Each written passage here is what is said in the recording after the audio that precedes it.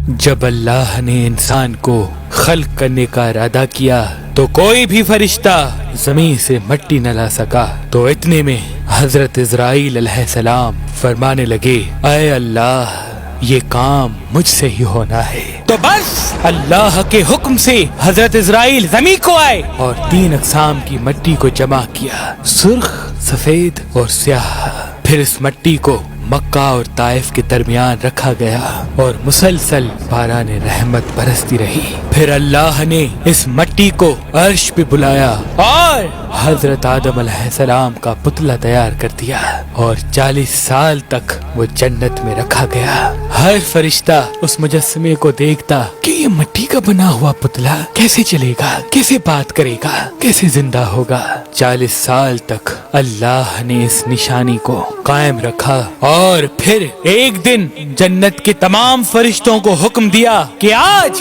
میں اپنی اس میں روح ڈالوں گا، اور جب ایسا ہو تو تمام فرشتے اس آدم کو سجدہ کر دینا۔ سب فرشتے حیرت سے پتلے کو دیکھ ہی رہے تھے، اتنے میں اللہ نے اس مٹی کے مجسمے میں اپنی روح ڈالی تو آدم علیہ السلام نے چھینک لی، اور تمام فرشتے سجدے میں گر کے اللہ کی تعریف کرنے لگے سوائے ابلیس کے، اور وہ تکبر اور حسد کر بیٹھا۔ اللہ نے اسے اپنی دربار سے نکال دیا۔ پھر اللہ نے حضرت آدم سے بی بی حوا کو پیدا کیا، اور ان کی جنت میں کی گئی غلطی کے سبب ان کو زمین پہ بھیج دیا، اور یہ حکم نافذ کیا کہ اب جنت میں وہی آئے گا جو یہ ثابت کرے کہ وہ ہمارا فرما بردار ہے۔ اور یوں انسانوں کے لیے دنیا میں امتحانات کو رکھا گیا تاکہ ہر انسان امتحان دے کر اللہ کو راضی کر کے جنت تک پہنچ سکے۔ تاریخ نے لکھا جب آدم و بی بی حوا زمین کو آئے تو 200 سال تک ایک دوسرے سے جدا رہے اور اللہ سے معافی مانگتے رہے۔ بالآخر اللہ نے ان کی توبہ قبول کی۔ حضرت جبریل علیہ السلام انہیں مکہ میں جبل عرفات پر چھوڑ آئے اور وہ ساتھ رہنے لگے، اور پھر اللہ نے حضرت آدم کو حکم دیا کہ وہ خانہ کعبہ تعمیر کریں، اور حضرت جبریل اور حضرت آدم نے مل کے ایک گھر کا نشان قائم کیا جس کو بعد میں تعمیر حضرت ابراہیم علیہ السلام نے کیا، اور جسے آج بھی اللہ کا گھر خانہ کعبہ کہتے ہیں۔ حضرت آدم علیہ السلام جب اپنی خطا کو لے کے پشیمان ہوتے تھے یا اللہ کی عبادت کرنا چاہتے تھے تو اس جگہ آ کے اللہ کا ذکر کر کے اللہ کو راضی کیا کرتے تھے۔ حضرت آدم علیہ السلام نے 960 برس کی زندگی پائی، جبکہ آدم علیہ السلام کی زندگی 1000 سال کی تھی، کیونکہ جب آدم علیہ السلام جنت میں تھے تو اللہ نے حضرت آدم علیہ السلام کو ان کی تمام اولاد جن جن کو نبوت ملنی تھی ان کی شخصیت اور ان کی عمر آدم علیہ السلام کے نزدیک واضح کر دی۔ آپ نے جب حضرت داؤد علیہ السلام کی عمر کو 60 سال تک دیکھا تو اللہ سے کہنے لگے، اے اللہ میری عمر کے 40 سال میرے پوتے داؤد کو دے دے، تو یوں آپ کی دعا قبول ہو گئی۔ اللہ نے آدم علیہ السلام کو 2 فرزند عطا کیے، حابیل و قابیل، لیکن شیطان کے وسوسے، حسد اور نفرت نے جب قابیل کے ہاتھوں سے حابیل کو قتل کروا دیا تو حضرت آدم علیہ السلام اندر سے ٹوٹ گئے اور بار بار اللہ کی دربار میں دعا مانگنے لگے۔ تو ایک دن اللہ نے جبریل امین کو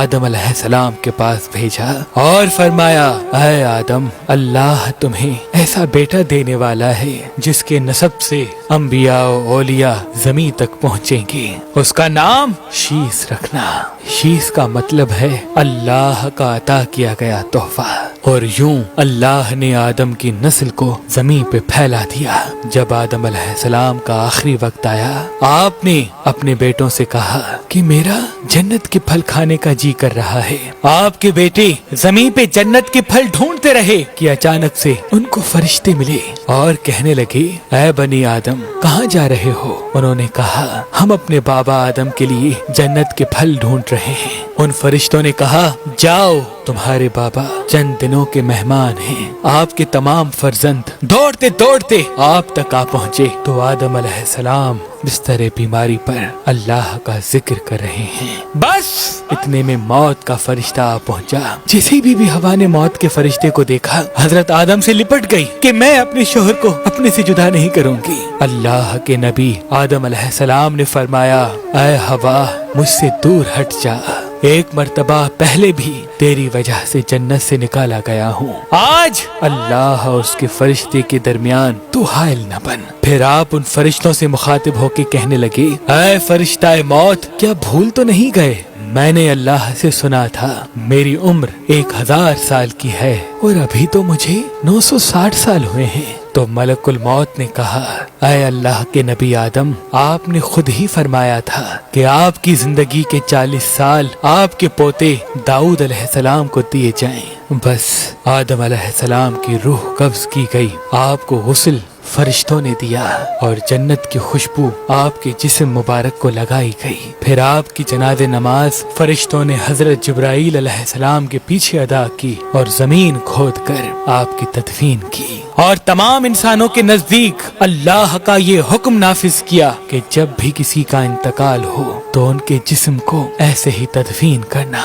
آج بھی ان فرشتوں کی سنت پہ اہل ایمان عمل کر کے اپنے بزرگوں کی تدفین کرتے ہیں۔ آپ کی قبر مبارک کی جگہ کو لے کے اختلافات ہیں، کچھ مورخین کے نزدیک آپ کی جائے تدفین سری لنکا، تو کچھ کے نزدیک جبل ابی قبیس، تو کچھ کے نزدیک عراق، اور کچھ کے نزدیک مسجد خریف کے صحن یا اندر۔ بعض روایتوں میں یہ بھی ہے کہ جب حضرت آدم علیہ السلام کا روح قبض کرنے کے لیے فرشتہ موت آ پہنچا تو آپ نے اپنے بیٹے، جس کو آپ نے اپنا جانشین بنایا تھا، حضرت شیس علیہ السلام سے کہنے لگے کہ اے میرے جانشین، میں نے اللہ سے سنا تھا کہ ان قریب اس زمین پہ ایک بہت بڑا طوفان آئے گا، اگر تم اس وقت تک موجود رہو تو میرے جسم کو اس کشتی نوح میں سوار کرنا جو نجات کا وسیلہ ہے، اور اگر تم اس وقت تک نہ پہنچو تو اپنی اولاد سے وصیت کرنا کہ میرے جسم کو کشتی نوح میں سوار کرے۔ تاریخ نے لکھا جب طوفان نوح آیا تو حضرت نوح علیہ السلام نے اپنی کشتی میں حضرت آدم اور بی بی حوا کے جسم مبارک کو اپنی کشتی میں سوار کیا اور بیت المقدس یا عراق میں اس جگہ تدفین کیا جہاں انہوں نے اپنی ہی قبر بنائی، اور بیچ میں ایک قبر کھود کے اپنی تحریر چھوڑ دی۔ اور جب امام علی علیہ السلام نے شہادت پائی تو انہوں نے وصیت کی، میرے جنازے کو اونٹ پہ رکھ کے حسن و حسین پیچھے چلتے رہنا، جہاں اونٹ رکے گا وہاں ایک چمکیلا پتھر ہوگا، اس کو ہٹانا تو میری قبر بنی ہوگی۔ جب امام حسن و حسین اس جگہ پہنچے جہاں اونٹ رکا، اس چمکیلے پتھر کو ہٹایا تو ایک طرف حضرت آدم علیہ السلام کی قبر بنی تھی، دوسرے طرف حضرت نوح علیہ السلام کی قبر بنی تھی، اور بیچ میں ایک قبر کھدی ہوئی تھی اور اس میں تحریر تھا کہ یہ قبر نوح علیہ السلام نے اپنے ہاتھوں سے وقت کے امام اور رسول اللہ کے وسیع علی ابن ابی طالب علیہ السلام کے لیے بنائی ہے۔ آج بھی ان مقدس مزارات کی زیارت کے لیے لاکھوں لوگ عراق آتے ہیں اور زیارت کر کے اپنا ایمان تازہ کرتے ہیں، اپنا ایمان تازہ کرتے ہیں، زیارت کر کے اپنا ایمان تازہ کرتے ہیں۔